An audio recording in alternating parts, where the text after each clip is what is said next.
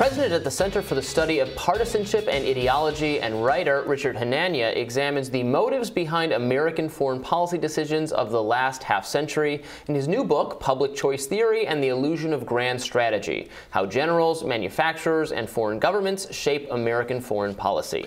Hanania looks at the Bush administration in particular, who he says did not have any long-term plans for post-war Afghanistan or Iraq, and writes in his Substack, quote, "I remain taken aback by the extent to which they didn't seem to feel any moral responsibility to think too much about the consequences of their actions, at least for anything besides electoral politics." Richard Hanania joins us to discuss the book further. Welcome. Hi, glad to be here. And so, Richard, I thought this argument was pretty persuasive. Can you run through the case that you're making here? Okay, yeah, sure. So the war on terror is just one case to illustrate the broader point of the book.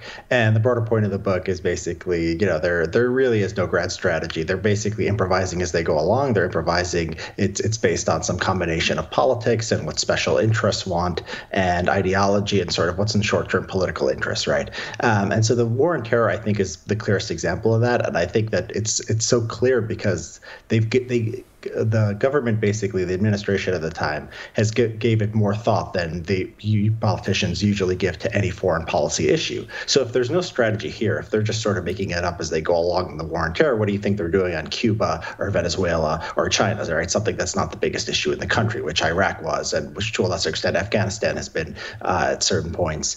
And so if you go back and you say, why did they go into Iraq? I mean, everyone knows why we went into Afghanistan, but the question of why we stayed in Afghanistan is also an interesting question I explore. But regarding Iraq, you have these elaborate theories like, we were doing it for oil, we were doing it for the petrodollar, we were doing it for the neoconservative vision of democratizing the Middle East. They were these Jacobins who had this grand vision that Saddam Hussein would fall, there would be a democracy, and that would somehow make America safe from terrorism.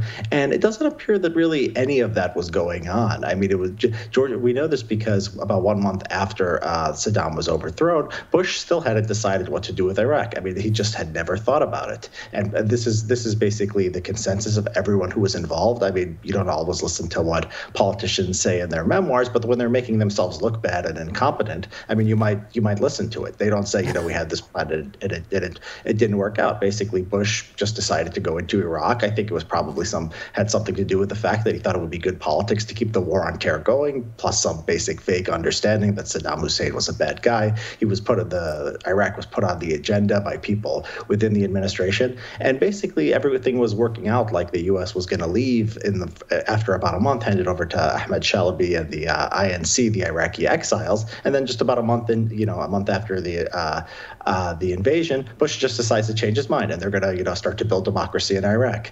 After that, the WMDs are never found. Democracy becomes a much bigger deal because now you need to justify the war, and basically, we stay there for a decade.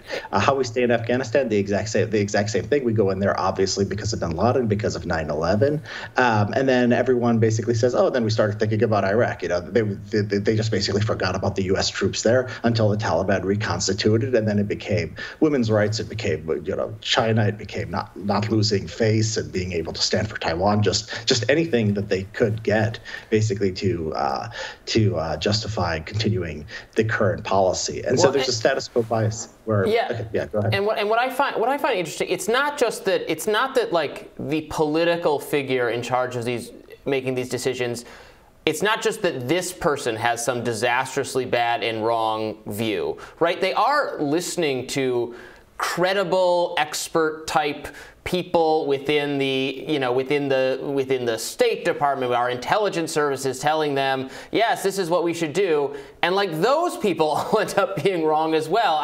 This is a sort of I'm concerned about the tyranny of expertise these days. On a lot of other subjects as well, but I think it's very clear with foreign policy. You have, for instance, with Afghanistan, you have generals saying, no, we have to stay in. It's all getting better.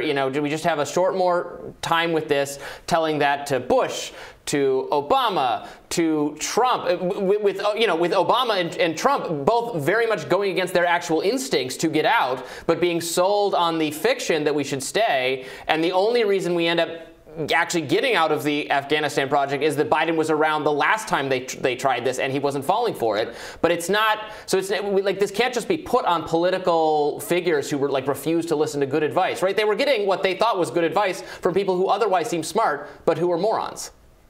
Yeah, I mean, well, it depends on the case. So in Bush, I mean, I think that they listened to the experts that they wanted to, and they shut out those that didn't. Actually, CIA, sort of State Department. I mean, I think the career people were actually a little bit better than the people Bush had around him, who he himself appointed. But on your broader point, expertise, yeah, fake expertise, yeah, that's something that I worry about too, and that's something that's worth worrying about. And in my account, it's not just that the president is is a doofus or whatever. It's the president is within a system, and that system is made up of State Department, Pentagon, the weapons manufacturers, basically everyone who has sort of a concentrated interest in the outcome of foreign policy. So the general specifically, I mean, it's amazing. You look at what they're all doing after they retire. There's a report on the Boston Globe that basically now 100% of or close to it of 3 4-star generals who retire go work for weapons contractors or some other weapons manufacturers or some other kind of government contractors.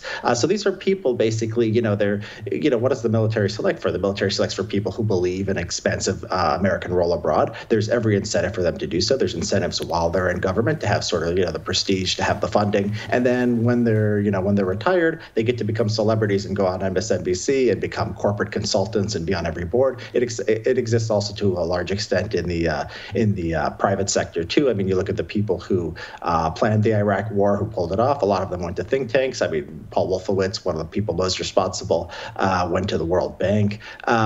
So yeah, every incentive in the system is basically towards a more interventionist foreign policy because there's profits to be made. There's prestige to be had from feeling you're saving the world, and presidents usually are in there. And a president who's really determined to not go along with them on a certain issue can get his way, like Biden in Afghanistan. But most of the time, presidents have other priorities and they're doing other things. And the easiest thing is just to go along with what the foreign policy establishment wants. And so, like I said, I think your theory is persuasive in general, but I'm not sure that specifically when it comes to Iraq it fits that perfectly. Because Iraq is one of these foreign policy decisions post World War II that genuinely, to me, was contingent. Afghanistan was, like you said, Afghanistan was going to happen. Whether Gore is in office, whether Bush is in office, Afghanistan is going to happen. Iraq was more of a choice, and it was a choice that was really driven by a group of ideologues. And those ideologues are, Dick Cheney, Donald Rumsfeld, Paul Wolfowitz, that whole crew, and their ideology was organized around, control of the Middle East.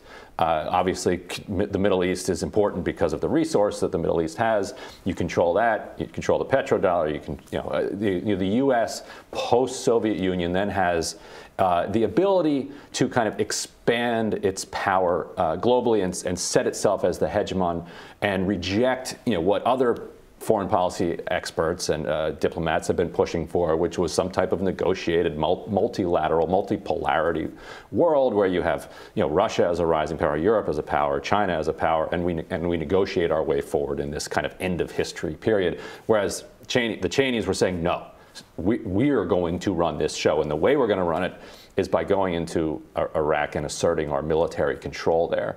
And so that, I feel like, is almost an exception that proves the rule of the rest of your points. But what do you think? Because the experts there, like you said, CIA, State Department, were not for this. And Cheney had to build a whole stovepipe operation to create his whole separate intelligence operation to generate, to gin up all of the intelligence to justify this adventure.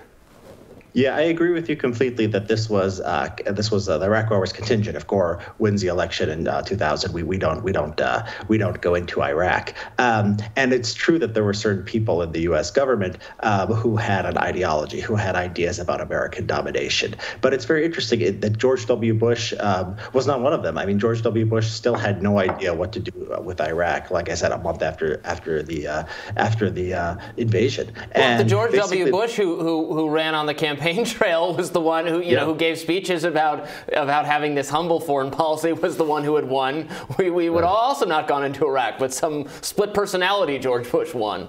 Yeah. And the other interesting thing is that even though Bush gave the neocons and the war hawks what they wanted by going into Iraq, he actually took the side of the State Department, the ones who were saying, look, if you're going to go into Iraq, you can't just give it to Shalaby. You have to basically build a civil society. So you had this mesh of you had these two factions. One said go to war in Iraq and just leave, don't do nation building. Another one said don't go, but if you go do nation building. And like maybe one of those views would have been a strategy, but Bush sort of took the worst of both, and that's how basically we ended up with Iraq. So it's sort of, you're right, there is an ideology there for certain parts of the government, but if you're looking at the whole thing and saying, was there a coherent strategy? No, there wasn't. There was just basically improvisation. Yeah. Richard, thank you so much for joining us, and rising audience can check out the new book. We really appreciate it. Thank you. Glad to be on. Thank you. And we'll be back with more of the show right after this.